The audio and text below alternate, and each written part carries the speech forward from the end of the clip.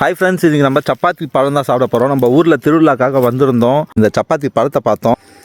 இதை பாருங்கள், இது வந்து இந்த சம்மர் சீசன் வந்து கேக்டஸ்ன்னு வாங்க இங்கிலீஷில். சம்மர் சீசனில் மட்டும்தான் இந்த பழம் பூக்கும்.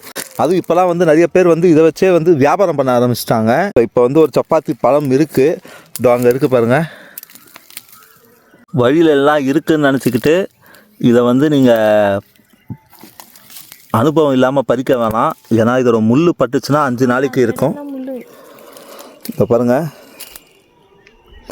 இதுதான் இந்த பழம். இதை நான் இப்போ சாப்பிட போகிறேன். ஃபஸ்ட்டு முள்ளை வந்து இந்த மாதிரி க்ளீன் பண்ணிக்கோங்க. இது உள்ளுக்குள்ளேயும் சின்ன சின்ன முள் இருக்கும். அதெல்லாம் வந்து கல்லை வச்சு எப்படியோ தேய்ச்சி இந்த முள்ளெல்லாம் எடுத்துக்கோங்க. இது எடுத்துக்கிட்டு நீங்கள் பிரிச்சிங்கன்னா இந்த மாதிரி இருக்கும்.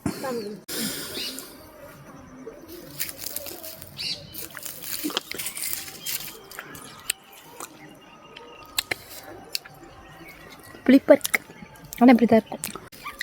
புளிப்பாக இருக்குது, பட் ஆனால் ரொம்ப கொஞ்சம் நல்லா இருக்குது.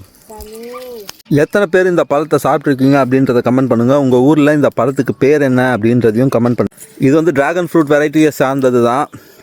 இது நல்லாவே இருக்குது, ஆனால் வந்து சம்மர் டைமில் மட்டும் தான் கிடைக்கும். நீங்கள் இதை சாப்பிட்ருக்கீங்களான்றதை கமெண்ட் பண்ணுங்கள். உங்களை இன்னொரு வீடியோவில் சந்திக்கிறேன். This is GK Singh. Tata bye bye, see you.